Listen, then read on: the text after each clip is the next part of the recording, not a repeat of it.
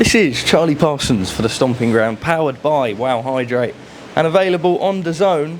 We have got the Monegasque Sea crashing behind us. I believe, I'm not trying to bait him out, but that's Lewis Hamilton's gaff up there. People keep telling me. The one with all the lights? Yeah. That is special. That is what people keep saying. Yeah, well, that is what an F1 champion would kind have, of, innit? yeah. It's yeah, kind of yeah. what you expect. A lot of money in that sport, to be fair. And it's a tax haven, right? Absolutely. So it makes sense. You know what? I'm all for it. What a gaff. If I'm in that position, I'm coming You would, here. wouldn't you? I am coming here. Maxi, how are you? What a place to fight. I know, yeah. Mixing with the elites. The elites of the elites, this place, isn't it? So, again, it's a beautiful country, beautiful scenery here in December, and we've got sunshine. But yeah, another place to tick off my boxing passport. I'm loving it, absolutely loving it. I come and gave you a little nudge and a hug at breakfast earlier, and you went, mate, yesterday I went and sat and had dinner outside. It was lovely. In December, I did it again today. I ate my dinner outside with my sunglasses on. Yeah, you have been loving the sunglasses this week. You've been bowling about. Vitamin D on my skin. It's lovely, like. And again, you remind yourself, I'm here to do a job and I'm here working, but especially before the fight, I allow myself to soak it in, enjoy it, and look round and go, this is what hard work has got me. I've brought my family and my team here to, like, this is my job. This is great. Well, it's funny you say that. You always wanted to do the US, specifically Vegas. It obviously didn't go your way, but you ticked it off. Yeah, I can proudly say my face was on Las Vegas Strip on a big poster. Precisely. And I headlined in Las Vegas in a world title final eliminator, so a very high level against William Zepeda. A fantastic fighter. Then you come around to Monaco, another one. What I really like is, for example, we were sitting chatting with you and your missus earlier, you've got the team with you. Is it important to almost take it in as well? Obviously you have to be focused on your fight on Saturday, but like you say, enjoy your surroundings, go and have a bit of a mooch about and sort of make the most of the week as well. I suppose the hard part's done for you, really. Yeah, like I can be confident in my training, so I know that that's complete, that's boxed off. Like this week, I'm not desperate to train because I'm not struggling for the weight. I can relax, let my body recover, and enjoy the moments. And as well, I'm an athlete who, every athlete's different. You know, let's go back to let's give Marvin Hagler as an example. Very serious man. Steve Collins as well, very serious all fight week. I don't need to be mentally like that. When it's time to switch on, I can do it like that. And I don't like to waste precious energy on thinking too hard about the fight, about tactics, because it can keep you up at night. You can lay in your bedroom or when you're alone, you're thinking too hard, and it's energy that I feel I don't need to use. So I like to not take myself too seriously, have a laugh with my team, enjoy the places that we're in, soak it in as much as possible. And then as soon as it's time to go, like just for instance at the press conference, we're at the press conference, bang, I'm focused, switch is flipped. I know what I've got to say, deliver it, speak clearly and properly, and then once it's over, I can relax again and been back to myself. Do you feel a little frustrated in that? I quite like what I saw with you at the press conference. I feel like you gave more than a traditional Maxi Hughes would. Yeah. I remember seeing over the course of the last couple of years, Eddie kept using the term Cinderella Man with you. Often, sometimes you can take a loss and then maybe not be included in your plans. Obviously, you then go in as the B-side on Saturday. Do you feel like that's the case a little bit? I think that is the case. Not the B-side as in I'm the worst fighter or out like that. He's the A-side purely because he's the fighter signed to Matchroom. We're boxing on a Matchroom card here. But it's not meant to feel like that because obviously I've been around, like yourself, the media, the Matchroom staff who are brilliant. I've got, even though I left Matchroom for a while, after winning Saturday, I'm back signed under their roster. I get along so well with all the staff. Even just yesterday, I did my photos and then sat down with Jamie to do the interview for Matchroom. And he had to remind himself. He went, "Oh, you're," and he says, "I don't want to sound down." He says, "But you're the classed as the B side because you're not the matchroom fighter." I says, "Yeah." He says, "Oh," he says, "I forgot, but it don't feel like that." He says, "So we just need to switch the cameras." I said, "Yeah, listen, do what you've got to do. I won't take offence to it. I know I'm here." But it feels like I have the slight familiar feelings to when I boxed Kid Galahad. I'm here to do Matchroom's dirty work. Contractually, they will owe Gary a fight, probably maybe one fight left on his contract. Same as Kid Galahad when I boxed him, they contractually, legally, they owed him a fight. So they're like, let's bring Maxi in. Maxi will beat him and we can get rid of him. And it has the similar feel to that. Obviously the hype train has well and truly been derailed of Gary. When he was fighting the less levels opponents who were flattening him, he stepped up levels, and he got his chin took off by Felix. He then boxed my stablemate Reese and got gifted a decision. It's funny because Eddie himself, I tried to pull him up and Eddie swerved it a bit at the press conference, but Reese has got the message on his phone. Eddie reached out to him saying, hope you're good, mate. Definitely thought you won that fight. Would love to do something in future. I think he'd maybe tried to make the rematch, but they wouldn't have that. Gary's then gone and boxed and scraped through with Francisco Patera. So yeah, that smoke and all that hype, it seems to have gone very quiet. So yeah, maybe I am been brought in to get rid of the old. I quite like the Maxi Hughes I'm seeing this week. I liked what you said at the press conference. I feel like you've always been, and I don't think this is a bad thing by any stretch of the imagination, because I know what a character you are and you're just a lovely bloke, but you seem to be giving a little bit more. Why is that? Just maybe my age. Gary thinks I'm an old man, and I'd like to address the fact that he thinks I am thinking about retirement. I've been thinking about retirement and chatting with retirement with my wife for some years now.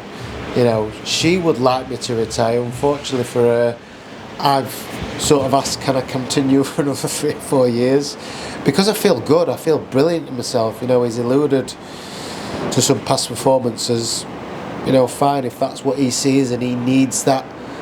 There we are, back rolling, sorry. Continue, my friend. But if he needs to say that thing and dig into that to give himself confidence and talk himself into that, fine, obviously. Talk is talk. It doesn't really mean anything. It comes down to Saturday night. When that bell goes and that pressure's on and we're in that situation, who can deal with it the most? I have been in higher pressure situations, higher stakes fights, better opponents, plenty more of them. You talk about the fight with Reese. Does that, seeing what happened there, and obviously there would have been an injustice not just from Reese himself, but it's something that you feel within the team, right? When you're so close, when you spar with them, when you train with them, you would have been hurt by that yourself. Does that give you extra fire, like fuel for the fire? Yeah, I'd say it does. And the way that they treat Reese, he accepted it. He's a bit no nonsense as well, Reese. He was like, he was the champion going into that fight, and they treat him as the challenger. They'd got it locked down, set up for Gary, because they'd put a lot into him. They wanted to make sure that he got a lot out, and I just feel Reese was especially hard done to then. But I was there. I was in the corner. I saw it up close and all personal. So I'm on a bit of a revenge mission to get some revenge for Reese and for the gym and the full team. You've said the hype train's derailed. Obviously, we saw the loss that he had. He obviously bounced back, had that win against Patera. What do you make of Gary Cully coming in on Saturday night? Obviously, he was a good amateur. Started his career with great momentum. That obviously had its little peaks and troughs, but I suppose, as you'll know, you can only overcome adversity as a fighter, and whatever comes your way, you'll always want to bounce back. What do you make of him going into Saturday night, and why do you believe you have the beating of him? Him coming into the fight, I think, I don't know where his mindset's at. He's lost 3 fights. He's had 3 different trainers. I remember somebody telling me when he'd left Pete Taylor after the Jose Felix defeat, somebody read out the interview what is the reason why he left. He said he felt like he was a big fish in a small pond, the number one guy in that gym, Pete Taylor's gym. Nobody could challenge him or touch him, and he wasn't getting the best out of it. He then moved to Liverpool, which, you know, were probably a good move. Very good gym with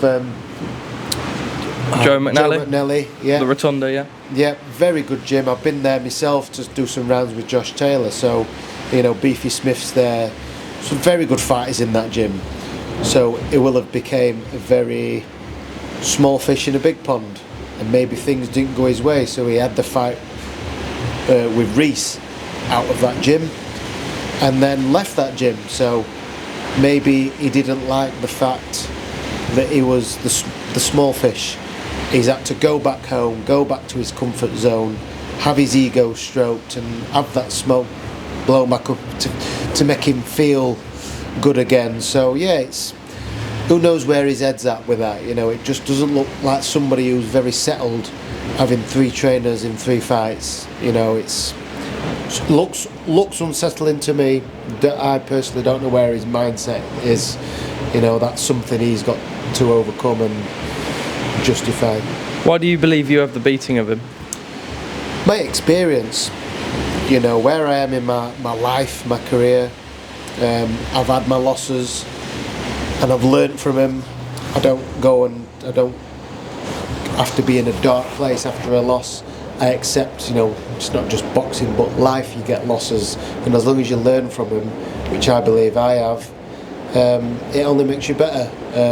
I still feel I'm in my prime. You know, everybody comes into their peak and prime at different times in their life and career, and I just feel I'm at mine right now.